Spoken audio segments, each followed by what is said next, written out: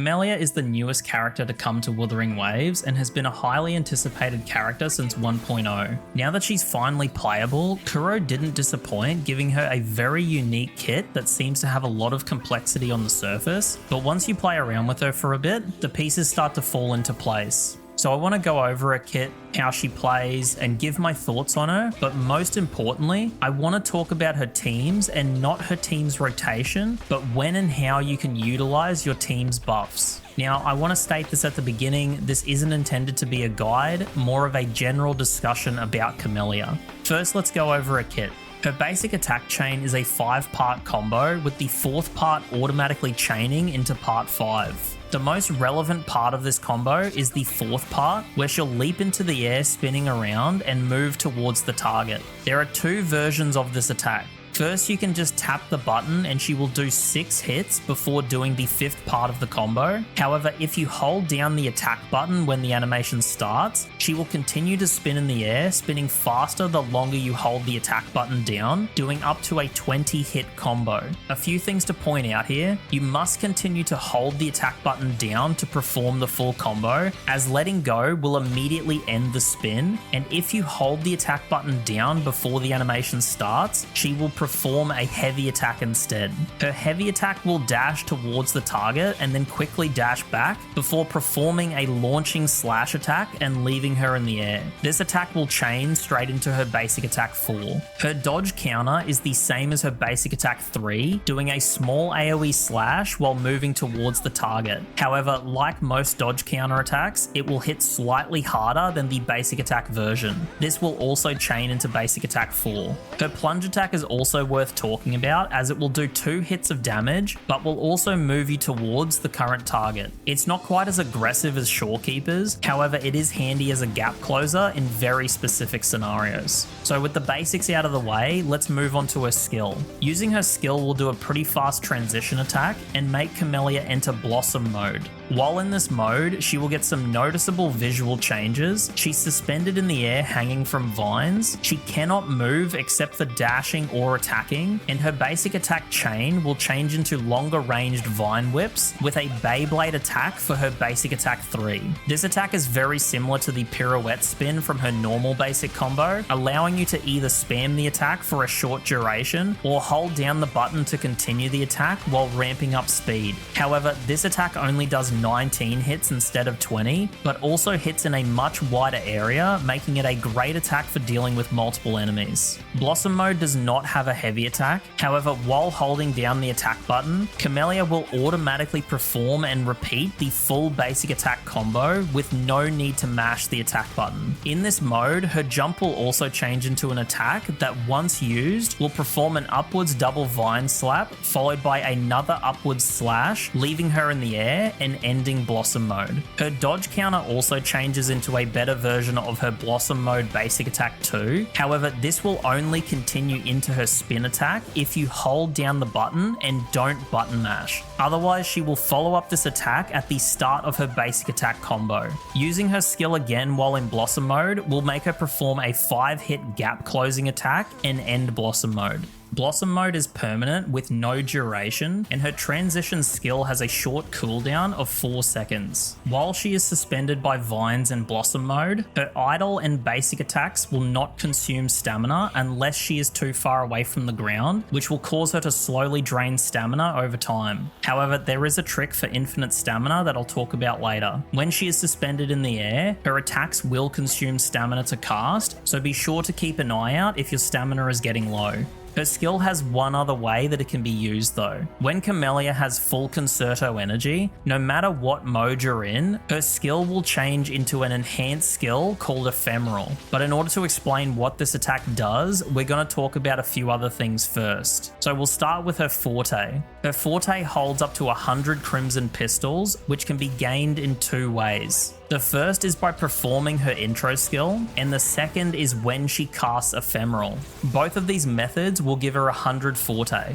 When Camellya has Forte, all of her basic attacks, heavy attacks, dodge counters, and normal resonance skills will consume her forte bar, with every 10 Crimson Pistols consumed generating 1 stack of Crimson Bud and 4 Concerto energy. The Crimson Buds can be seen in the buff window above Camellya's forte bar. She can obtain a maximum of 10 Crimson Buds at one time that last up to 15 seconds, and these are a very important part of her kit for doing big damage. When using attacks that consume forte, the energy generated from those attacks is increased by 150%. So let's continue on talking about the Ephemeral skill. Ephemeral consumes 70 Concerto energy and is her hardest hitting attack, having better scaling than her Liberation, where she will be lifted into the air by vines, engulfed by a red flower while moving towards the current target, before bursting open doing massive damage. This will consume all Crimson Buds and put her into budding mode with a red aura surrounding her and giving her full forte, where the forte bars will have a white color with a red background.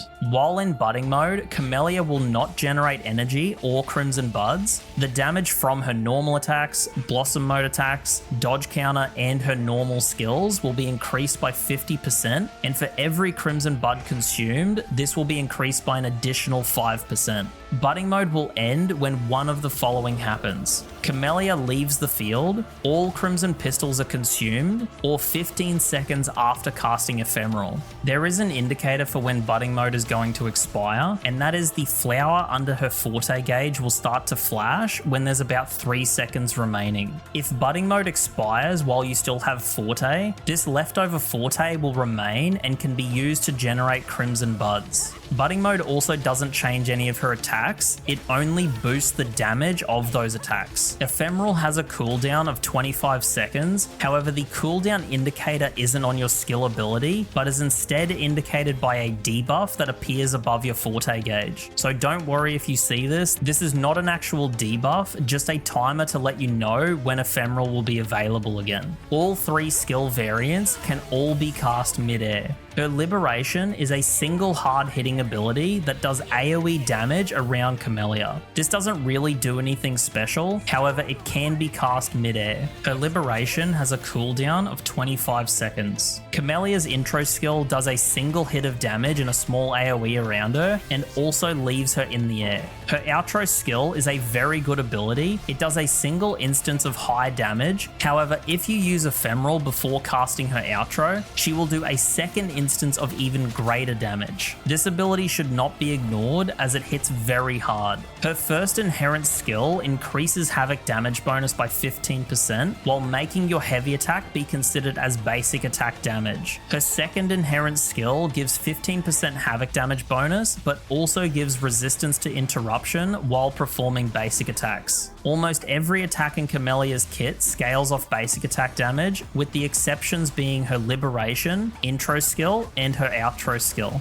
That's her kit. So let's quickly talk about some of the ways she can be played and some of the things you can do with her kit. You might be tempted to only use Blossom Mode when trying to do big damage, as it is the cooler version. However, the scaling of her normal mode basic attacks is higher, and the spinning combo also hits 1 extra time. The only big difference for the 2 modes is Blossom Mode hits in a wider radius, making it easily the best choice for multiple enemies, and the normal mode spin attack is a lot more concentrated and allows for better movement. Don't take this as fact though, as there are a lot of factors at play to determine which deals more damage. Now, I did say earlier that in budding mode she can't generate energy, however this is only from her attacks, as echo skill attacks can still generate energy for her while in this mode. In both normal and Blossom modes, just holding down the attack button will perform an infinitely repeating combo. This isn't really that helpful for normal mode, but it does make Blossom mode pretty easy to use. If an enemy quickly moves away from you or up into the air, you can use Ephemeral to move to the target's location, allowing you to keep DPS uptime on bosses that move around a lot.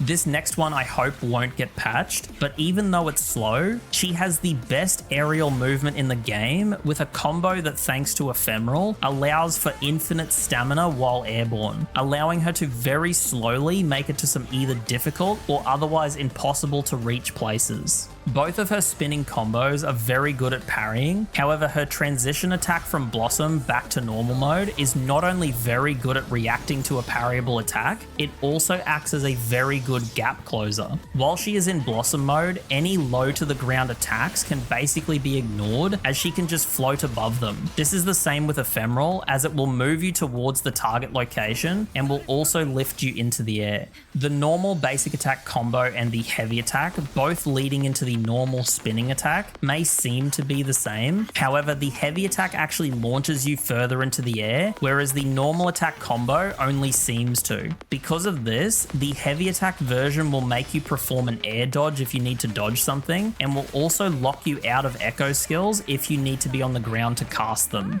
The normal version, however, will still allow you to perform a ground dash and use your echo skill. If you want to take photos or run around with the red-haired version of Camellya, you can either grapple out of her hanging mode or swap characters, which will allow you to walk around. And if you want to sprint with her, you can swap off to another character, start sprinting, and then swap back to Camellya. Those are a few of the different things I've found while playing her, so now let's talk about her teams and how you can rotate through them. As of right now, she can be paired with any of the healers and has 2 sub-DPS buffer characters that can help her do more damage. The best choice is Senhua for the 38% basic attack amplify and the fast concerto generation. However, Danjin can also be used as she has some great burst damage herself, and her outro will give 23% havoc damage amplify. So a rotation you can use is you can buff with your healer and then swap to your sub-DPS. Use Heron and build Concerto to give the Moonlit set and outro skill buffs to Camellya, build up your Crimson Buds and Concerto to use Ephemeral, enter Budding mode, and then do some big damage before swapping back to your healer and repeating. This rotation is fine and will allow you to play her relatively easily. However, the ramp up time for Camellya to build up Crimson Buds and get into her Budding mode does take up a lot of your buff windows, and the buffs can fall off before you consume her full forte in Budding mode. So thanks to Senhua's fast concerto building, the way that I've been playing her is instead of switching from my healer to Senhua, I instead switch to Camellya, build up her Crimson Buds to about 8 to 10 stacks, then I switch to Senhua, making sure not to outro as Camellya needs the concerto energy, build up concerto on Senhua while using Heron to buff before switching back to Camellya, and then use Ephemeral. This isn't really necessary and the DPS gain might be very minor. However, Senhua's buff window will last the entire duration of Budding mode, and the 14-second buff lines up pretty well with the healer's typical 30-second buff windows. Now, just because this is the way I'm doing it does not mean it's the best way to do damage. So be sure to look at some other rotations out there and pick one that works for you. This is the one that I like, so it's what I'm going to use. In terms of what mode you should be in to do the most damage, Blossom mode is easily the winner for multiple enemies. However, the normal ground mode does seem to be better in terms of damage output, as the multipliers are higher and it does more hits in a similar amount of time. Having said that, it's not a big enough difference to matter, so when fighting a single target, just pick whichever feels better to play. Now, I'm not going to give a full rotation to use since everyone's team is going to be different, but I'll give a few tips that might be worth considering in your rotation. Ephemeral will put you into the air when it's cast, and if you're fighting multiple enemies, this is fine as you will either be in Blossom mode or you can transition into it. However, if you want to attack a single target, so you want to be in normal mode, save your Liberation to use just after you use Ephemeral, as your Liberation will bring you back down to the ground, allowing you to go straight into your basic attack combo. You also don't need to play her this way. However, with this method, I have noticed a massive difference in how fast I can kill a boss. The important point I'm trying to make, there is no one way to play her. The final attack of her basic attack combo is a fairly long animation, so instead you can take the opportunity at the end of her spin attack to swap into Blossom mode and keep doing damage. This same strategy can be used after the 4th attack of Blossom mode's basic attack combo to switch back to normal mode.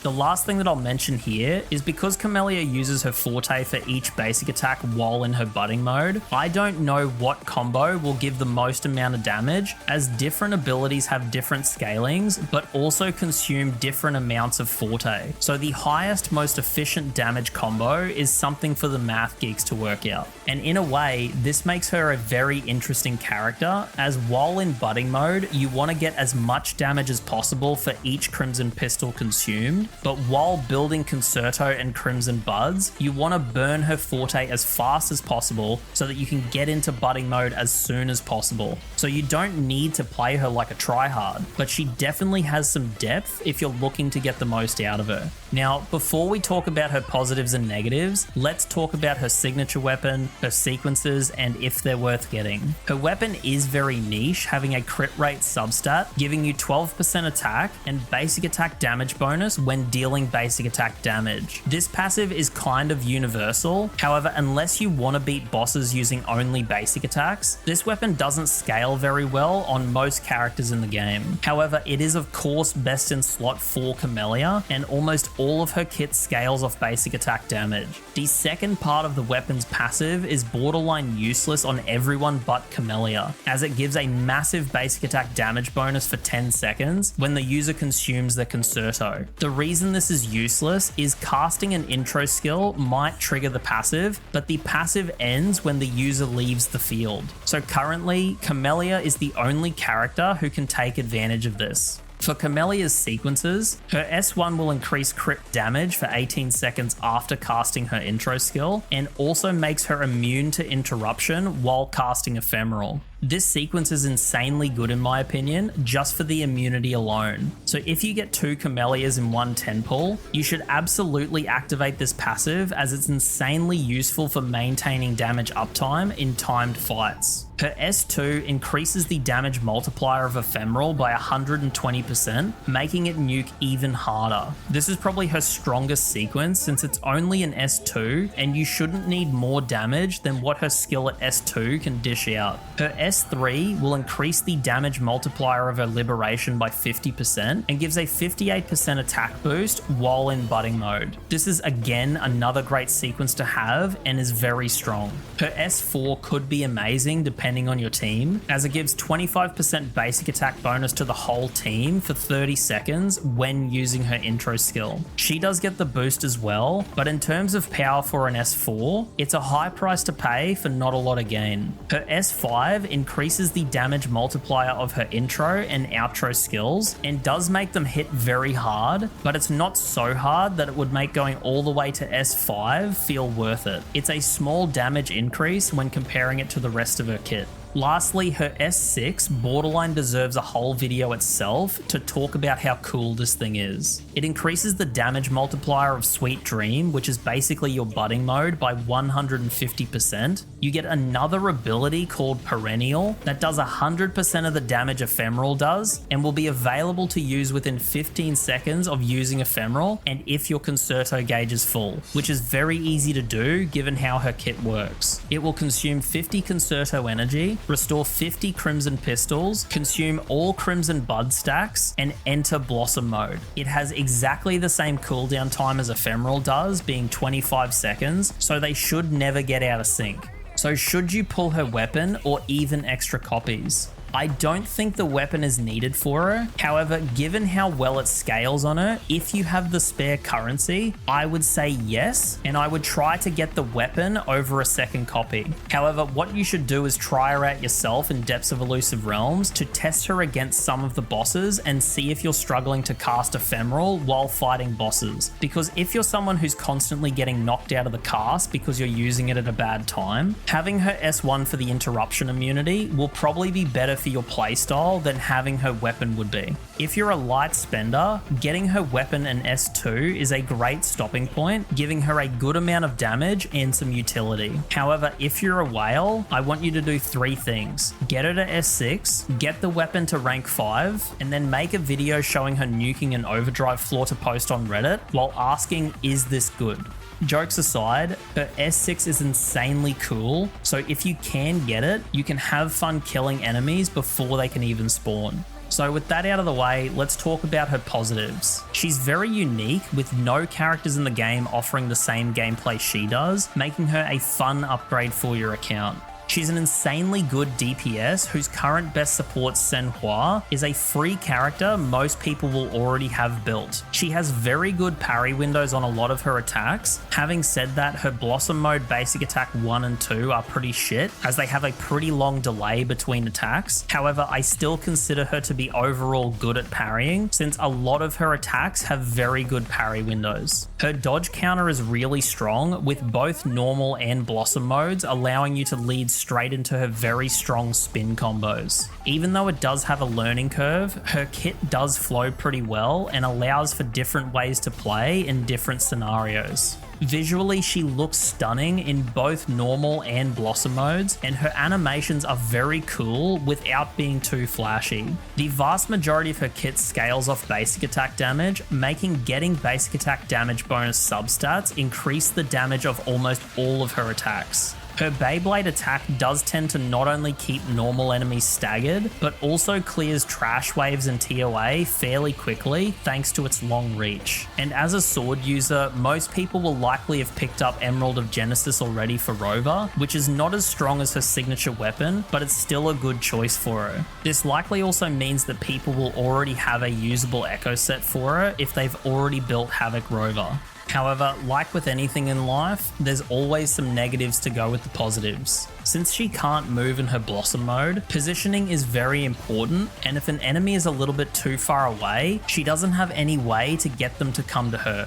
I honestly expected her to have some kind of grapple attack or pulling in enemies based on how she entangled Rover in the story, so this is a bit of a disappointment. Her heavy attack, which also moves you towards the current target, has a habit of triggering if you dodge out of her normal spin attack, even when you release the attack button just before you press dodge. This doesn't tend to trigger out of a perfect dodge, making it not a big issue. However, it can be in certain fights like the Inferno Rider hologram, where you not only can't perfectly dodge the explosions, but it's also a fight where positioning is important. So even though it's not a big deal, I hope this isn't intended and Kuro looks into changing this as it feels intrusive to her gameplay. Speaking of Inferno Rider, her Blossom mode makes his hologram a lot harder to position correctly since she can't move while in Blossom mode. The reason I'm bringing this up is if they continue to release bosses with similar mechanics in future, Camellya might end up hurting you more than she helps. I imagine most of the Camellya mains out there see this as a positive though.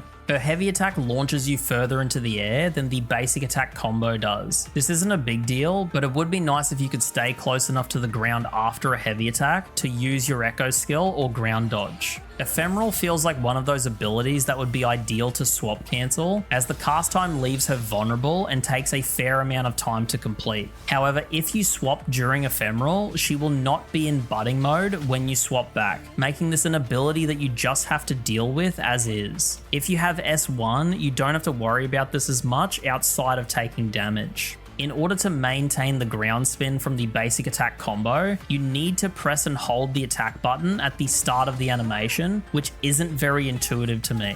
I still often stuff this combo up as my brain thinks it should be able to start a held attack by holding the attack button to trigger it. This is definitely more of a personal issue, but just in case someone thinks the same way, it's worth bringing up. Her Liberation doesn't give you iframes in solo play and can even make you get hit if you try to use it just as an attack is coming in. When fighting enemies that fly up into the air, while in her Blossom mode, she will start to slowly lift herself away from the ground, and this can get so bad that you start missing parries or just straight up start missing your hits altogether.